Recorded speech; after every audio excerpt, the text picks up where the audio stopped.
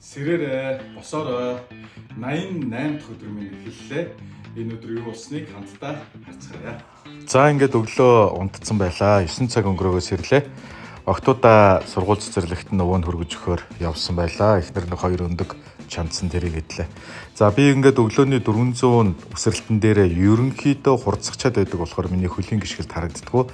Иймэрхүү байдлаар дандаа хөлөө ээлжилж ингээд үсрэлтээ хийдэг. За өнөөдөр бол аль болох нэг удаашруулад үсрэлтийнхээ бас нэг төрлүүдээс харуулж байгаа.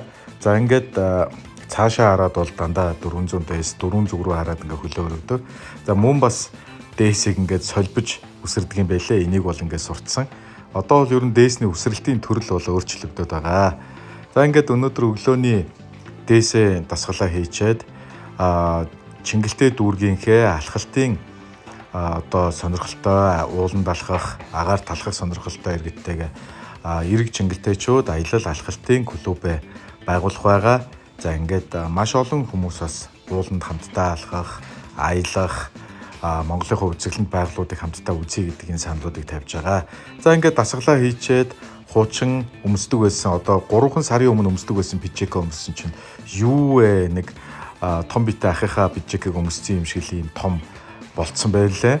Тэгэхээр одоо миний энэ тарган үеийн зураг одоо гин байгаа энэ одоо турцсан байгаа үеийг та хэд мань харьцуулаад хараарай. Тэгээ хүн хөдөлгөөн хийвэл ингээд өөх таргалалт бол ингээд хасагддсан байна гэдгийг хэлмээр байгаа.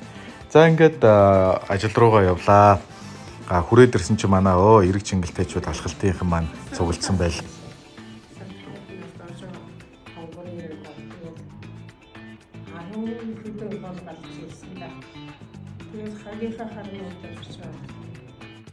За ингээд манай олон улдаагийн алхалтын мастер Алтан цэцэг эгч маань 86 настай Чоншоо ах хоёр маань ирдсэн энэ алхалтын клубаа байгуулаад зөвлөхөөр нь ажиллаа.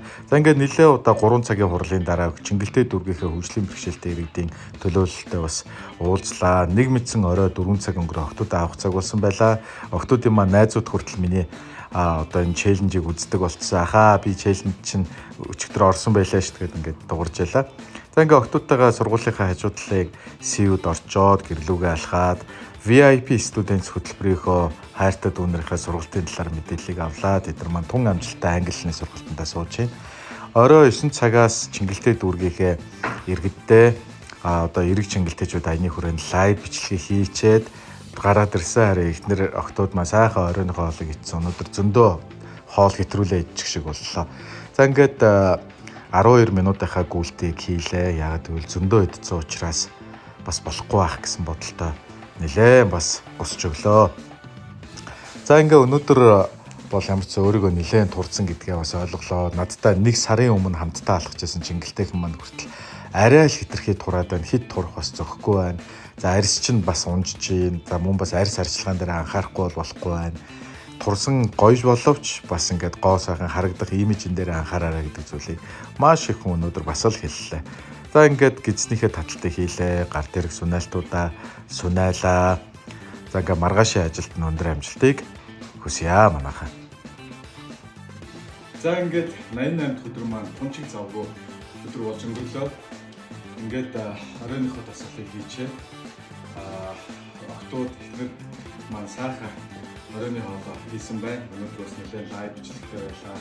Эрэг чингэлтэйчүүдтэйгээ уулзалттай ууланд алхалтынхан маань клуб байгууллаа. Хагасаа өдөр богдхон уулын цэцэгийн оргилд бид алхана.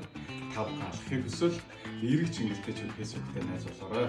За ингээд хөгжлийн бэрхшээлтэй иргэдийнхээ холбоотой бас гишүүдтэйгээ уулзлаа. Хийх ажил их байна. Мөн бас хоёрхаа турах үндсэн 365 челленжээс үргэлжлүүлж байна. За ингээд маргаашийн 5 дахь өдрийн ажилд өндөр амжилт хүсье. Бүгдөө сайхан амраарай.